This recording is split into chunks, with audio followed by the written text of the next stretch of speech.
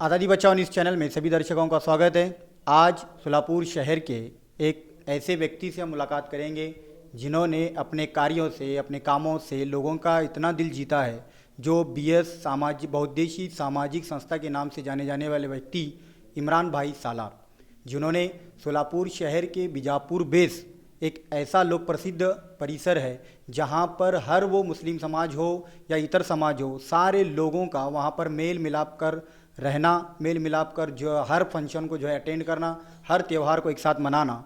ऐसे लोक प्रसिद्ध व्यक्ति जिन्होंने अपने सारे दोस्तों के साथ सारा समाज कार्य, सारे धर्मों को लेकर चलने वाले ऐसे व्यक्ति हैं जो इमरान भाई सालार के नाम से बीएस बहुउद्देशिक सामाजिक संस्था के नाम से आज पूरे सोलापुर शहर के अंदर इनका नाम है। सबसे पहले तो आज़ादी बचाओ न्यूज़ चैनल में आपका बहुत बहुत स्वागत है साहब। आपके जीवन के अंदर जो है, आप सोलापुर शहर के अंदर जब ये संस्था ओपन करे तो उस वक्त आपके दिल में क्या ख्याल आया कि सोलापुर शहर के अंदर ऐसी संस्था होनी चाहिए जो लोगों की मदद कर सके? अस्सलाम वालेकुम। सबसे पहले तो मैं आज़ादी बचाओ न्यूज़ चैनल को हार्दिक बधाई देता हूँ। आपका चैनल खूब तरक्की करे, आपको लोग पसंद करें और आप अच्छा ऐसे ही काम करते रहें। और जो आपने सवाल किया है कि बीएस बहुउद्देशीय सामाजिक संस्था की जो शुरुआत हमने की, ये शुरुआत मैंने नहीं की थी। क्या ये शुरुआत हमारे बड़े भाई हैं बाबर भाई सालार और हमारे बहुत अजीज़ दोस्त हैं अतीक भाई शेख, इन दोनों ने मिलकर ये बीएस बहुउद्देशीय सामाजिक संस्था की बुनियाद रखी। और जो काम करते थे, क्या सामाजिक काम, जैसे गरीबों की शादी करना, गरीबों की मदद करना, हॉस्पिटल का वगैरह, ऐसे कई काम करते थे वो। फिर उनको देखकर हम बड़े हुए। क्या उनको देखकर बड़े होने के बाद जब हम उनकी किसी वजह से वो लोग आज हमारे बीच नहीं हैं बोले तो दुनिया में नहीं है, ऐसा नहीं है दुनिया में, लेकिन है कुछ प्रॉब्लम पर्सनल, वो संस्था के काम नहीं कर सक रहे, तो उनकी जिम्मेदारी उन्होंने मुझे दी। दोनों ने मिलकर मुझे जिम्मेदारी दी कि भाई ये बीएस बहुउद्देशीय सामाजिक संस्था हमने जो शुरू की थी ये बंद नहीं होनी चाहिए। क्या लोगों की जो मदद करते हैं हम, वो बंद नहीं होना चाहिए, लोगों की मदद करते रहो। तो उन्होंने केयर टेकर के तौर पर मुझे ये संस्था सौंपी, बीएस बहुउद्देशीय सामाजिक संस्था। लेकिन वो केयर टेकर के तौर पर सौंपने के बाद क्या लोगों को जो काम करते करते इतना आगे निकल गया कि मैं इस संस्था का बीएस बहुउद्देशीय सामाजिक संस्था का संस्थापक अध्यक्ष हो गया। बाकायदा इसको हमने रजिस्टर किया। इसके ज़रिए हमें एक लोगों में एक ऐसी मिसाल देना चाहते संस्था की तरफ से कि जुल्म जो होता है लोगों पर, ये जुल्म नहीं होना, और जो गरीबों को जो हक है उनका हक मिलना। ऐसे कई मामले हैं हमारे पास कि गरीबों का हक नहीं मिलता, गरीबों की ज़मीनों पर कब्ज़ा होता, गरीबों को नाहक तराश दिया जाता, तकलीफ़ दी जाती। आज भी हमारे समाज में और इतर समाज की माँ और बहनें हमारी इतनी बगैर शादी के बेटी हैं क्योंकि दहेज देने की ताकत नहीं है उनके पास, इसलिए बगैर निकाह के बेटी हैं। तो हम हमारी संस्था की मार्फत से उनकी जितनी मदद हो सके उतनी करते हैं। इमरान भाई सालार जो इनके बड़े भाई हैं बाबा सालार साहब, वो किसी कारण की वजह से आज इनके बीच, मतलब इनके साथ ना होने के कारण जो है, आज उन्होंने सारी जिम्मेदारी अपने कांधों पर ली। जो इनकी संस्था है एक ऐसी संस्था है जो गरीबों को उनके काम के लिए, जो लोगों को परेशान करते हैं, उस परेशानी का सामना करने के लिए ये उनके साथी बन जाते हैं, उनके मददगार बन जाते हैं, जिसके कारण गरीबों का जो हक है वो हक इनको वापस मिल जाए। ऐसी इनकी जो है कोशिश रहा करती है। जैसा कि जो है शादी ब्याह हो, लोगों के ज़मीन के बारे में इन्होंने कहा कि सोलापुर शहर के अंदर ऐसे बहुत सारे ज़मीन माफिया हैं जो लोग बगैर किसी परमिशन के गुंडागर्दी करके जो है गरीब लोगों पर जो है उनकी ज़मीन को छीनते हैं, जिसको लेकर जो है इमरान भाई सालार बहुत सारे लोगों के साथ झगड़ भी बैठे हैं और उनके साथ बहुत सारा लोगों का दुश्वारियों का सामना भी करना पड़ा है इनको, ऐसी बहुत सारी प्रॉब्लम्स आए।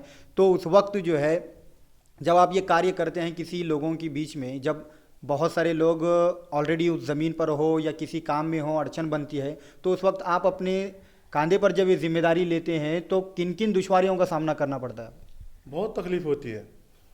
कैसा मालूम है कि अभी एक ज़मीन का मामला लेंगे हम, तो उस ज़मीन पर मामूली एक कोई बिल्डर हो या फिर कोई एजेंट हो जो ज़मीन का व्यवहार करता है, क्या कोई दलाल हो, तो वो अकेला नहीं होता है, उसके पीछे कोई ना कोई ताकत होती है, क्योंकि बगैर इसके ताकत के वो किसी ज़मीन पर कब्जा करने की ताकत नहीं रख सकता, बगैर इसके सपोर्ट के। तो होती है जब हम उनके पास जाते हैं कि भाई ऐसा ऐसा ये पेपर इनके क्लियर हैं, इनको इनका हक दे दो, तो ज़रा तकलीफ होती है। क्या पुलिस वगैरह की चक्कर? हाँ होती है ना, हमेशा होती है, अक्सर होता है। क्या गलत फहमी हो जाती है लोगों को कि भाई सालार फैमिली है, क्या गुंडागर्दी करते ये करते, लेकिन किस वजह से करते ये लोगों को नहीं मालूम। क्या उसकी वजह अलग रहती है। जिसका काम हम करते हैं उसको समझ में आता है कि भाई हमारे लिए अच्छा काम है, हमको दुआ चाहिए बस। क्या अल्लाह का दिया बहुत कुछ है, हमें सिर्फ दुआ की ज़रूरत है, क्योंकि दुआ ही एक ऐसी चीज़ है जो इंसान की तकदीर बदल देती है। क्या दुआ के ज़रिए हम तरक्की करेंगे इंशाल्लाह। हमको दौलत की ज़रूरत नहीं है, हमको लोगों की दुआ मिली तो बस है हमारे लिए। एक सच्चे नेता की यही पहचान होती है कि वो किसी गरीबों की मदद करने के बाद उनसे कोई सिला रहमी या उनसे कोई मुआवजना या कोई एहसानमंद नहीं होता, जिसके कारण जो है आज इमरान भाई सालार का नाम लोगों के दिलों पर छाया है। तो सोलापुर शहर के अंदर जो है बहुत सारे लोगों को अभी ऐसी दिक्कतें आ रही हैं कि कोरोना के मामले लेकर बहुत सारे अस्पताल के अंदर लोगों के पास से बहुत सारा पैसा लूटा जा रहा है। तो ऐसी कोई घटना आपके सामने पेश आई? नहीं, हमारे मोहल्ले में जहाँ पर मैं रहता हूँ, हमारे यहाँ पूरी गरीब बस्ती है। अभी लॉकडाउन का जो पीरियड था, लॉकडाउन के पूरे 4 या 5 महीने के लॉकडाउन जो लगा था, क्या हर जगह से ये आती थे, न्यूज़ आती थी कि भाई यहाँ पर अनाज बांट रहे हैं, यहाँ पर वो बांट रहे हैं, यहाँ पर ये कर रहे हैं, ये कार्य कर रहे हैं या ये कर रहे हैं। क्या हमारे मोहल्ले में 4 नगर सेवक हैं। क्या 4 नगर सेवक हैं और 5 और 5वां भी है, तो एक भाग आता है ऐसा। क्या टोटल 8 नगर सेवक ऐसा होता है, 14 और 15 मिलकर है हमारे पर भाग। क्या आधा इसमें आधा इसमें आता है, लेकिन 8 नगर सेवक में से एक भी नगर सेवक, चाहे वो इमाम के हो या कांग्रेस के हो या दूसरे इतर पार्टी के हो, कोई मदद के लिए नहीं आए। मुझे ऐसा लगा, ये मेरा एक व्यक्तिगत बोलना है, क्या मैं किसी के ऊपर ये लांछन नहीं लगाना चाहता, लेकिन व्यक्तिगत जो मुझे समझता है क्या कि ये कोरोना काल में भी जो है नहीं जातिवाद को बढ़ावा मिला, ऐसा लगा मुझे। क्या क्योंकि हर जो नगर सेवक है अपने अपने मोहल्लों में अपने अपने समाज के लोगों में अनाज तकसीम कर रहा था। ये मेरी एक सोच है, जो मुझे लगा, जो मैं देखा, क्या वो मैं आपको बता रहा हूँ। ऐसा करते ऐसा ऐसा होता गया है। क्या फिर हमारे मोहल्ले को अल्लाह का करम है, क्या किसी कोरोना बीमारी का शिकार नहीं हुए, एक भी पेशेंट हमारे इसमें नहीं निकला। ये बहुत अच्छी बात है कि जिस मोहल्ले में ये रहते हैं वहाँ पर किसी भी व्यक्ति को इस महामारी का शिकार, कोई भी व्यक्ति जो है इनके मोहल्ले से कोई भी किसी भी व्यक्ति को जो है इसका शिकार नहीं होना पड़ा। ये इनके लिए बहुत ही खुशी की बात है। तो सोलापुर शहर के अंदर जब हम देखते हैं कि सालार कंपनी, जो सालार ब्रदर्स हैं, सालार कंपनी है, सालार के जितने भी भाई बंधु हैं, इन सारे लोगों के जब जन्मदिन होते हैं तो उस वक्त सोलापुर शहर के अंदर लोगों के अंदर एक चर्चा का विषय बनता है कि हर जगह पर बर्थडे केक काटा जाता है। ऐसी क्या वजह है कि लोग आपको इतना चाहते हैं और इतना प्रतिशत लोगों का मिलता है? सबसे पहले तो मैं आपको एक बात बता देना चाहता हूँ, सालार कंपनी नहीं है। कंपनी बोले तो गैंगस्टर के हिसाब में आ गया, हम गैंगस्टर लोग नहीं हैं। नहीं, ये लोगों का कहना है, हमारा नहीं कुछ। लोग कहते हैं, लोगों को क्या है, जिसको मालूम नहीं है वो कहेंगे कि भाई गैंगवर है, झगड़े करते लपड़े करते, लेकिन हम वैसे लोग नहीं हैं। क्या ज़रा हमारे करीब बैठकर देखेंगे समझ में आएंगे कि भाई ये लोग झगड़े करने वाले नहीं हैं। क्या और जहाँ तक आप बोल रहे हैं कि भाई बंधु जो हैं और जो हमारे सालार ब्रदर्स हैं, ये सब हम मिलकर ही रहते हैं। क्या हमारे अंदर जो है ना इत्तेफाकियाँ आती है, हर फैमिली में ना इत्तेफाक रहते, तकरार रहते। बड़ी फैमिली है, 350-400 लोगों की फैमिली है, तो इसमें थोड़ा बहुत तो होने वाला ना। जो लोग जो बर्थडे आपका इतनी जोश खरोश के साथ मनाते हैं, तो उनकी दिलों में ऐसी कौन सी मोहब्बत आपने पैदा की जिसके कारण लोग आपको इतना चाहते हैं, इतना सपोर्ट करते हैं? इसकी वजह ये कि ऐसी है कि मेरे भाई अभी फ़िलहाल जेल में है, बाबर सालार। एक दफ़ा मैं अपने भाई से मिलने गया कि ऐसे ऐसे लड़कों के प्रॉब्लम बहुत हो रहे, तकरार बहुत हो रही, क्या तो क्या करूँ मैं। तो मेरे को एक बात बताया था मेरे भाई ने, बोले दुनिया में 2 किस्म के नेता लोग रहते, बोले क्या, एक वो रहता बोले जो ये सोचता है कि जितने भी कार्यकर्ता हैं ये सब मेरे दम पर हैं, मैं हूँ तो इसलिए इन्हों हैं, ये सोचता है बोले। और दूसरा जो होता है ये सोचता है बोले कि ये लोग हैं तो मैं हूँ।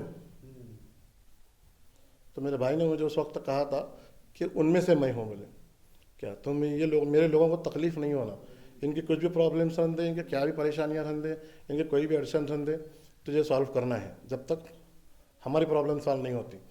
तो बोला ठीक है। बोला मैं तब से लेकर आज तक 2007-8 में ये बात हो गई थी भाई से, 8 से लेकर अब तक मैं यही कोशिश में रहता हूँ कि हमारे कैसा जब ग्रुप में कोई जेल होता है संस्था में हमारे, तो हम उसको कार्यकर्ता की नज़र से या छोकरे की नज़र से नहीं देखते, क्या हम उसको भाई समझ के देखते हैं, क्या क्योंकि अल्लाह के रसूल की हदीस भी है कि कलमा पढ़ने वाला एक मुसलमान दूसरे मुसलमान का भाई होता है। क्या जब मक्का से हिजरत करके लोग मदीना आए, क्या तो अल्लाह के रसूल ने कहा कि हम एक आदम और एक हवा की औलाद हैं, क्या तो हम इस हिसाब से हर मुसलमान दूसरे मुसलमान का भाई है, क्या तो अपने भाइयों को गले लगा लो, अपनी प्रॉपर्टी में से जो भी अपनी चीज़ें हैं क्या उसमें बंटवारा करो। क्या तो अल्लाह के रसूल की एक बात पर मदीना के मुसलमानों ने मक्का के मुहाजिरों को जो मुसलमान आए थे हिजरत करके उनको गले लगाया, क्या अपने हर चीज़ में से बंटवारा दिया। जिसके पास 2 ऊँट है उन्हें 1 ऊँट दिया, जिसके पास 2 घर है उन्हें 1 घर दिया, क्या 2 खेत है उन्हें 1 खेत दिया। ऐसा बंटवारा कर दिया। क्यों? क्योंकि अल्लाह के रसूल की बात पर हमको इतना ईमान था उस वक्त के लोगों को, लेकिन आज वो बात नज़र नहीं आती। क्या हम बहक गए हैं, भटक गए हैं मुसलमान, क्या हम फ़िरक़ों में बढ़ गए। ये बातें कुछ लोगों को गलत भी लगेंगी, लेकिन जहाँ तक मुझे लगता है कि हमको अल्लाह के रसूल सल्लल्लाहु अलैहि वसल्लम ने जो है क्या एक सफ में खड़ा करके छोड़ा था, क्या जहाँ तक मुझे लगता है। लेकिन हम धीरे धीरे धीरे धीरे कुछ ऐसी मगरबी ताकतें हैं जो बाहर की, जो हमसे लड़ नहीं सकते मुसलमानों से, तो लोग क्या करें, हमको अंदर ही अंदर खोखला करते गए, हमारे ईमान को खोखला करते गए। एक आखिरी सवाल के साथ हम अपनी डिबेट को ख़त्म करेंगे कि फ्यूचर में आने वाले इलेक्शन हैं, आने वाले महापालिका के इलेक्शन हैं, उस वक्त आप किसको सपोर्ट करेंगे?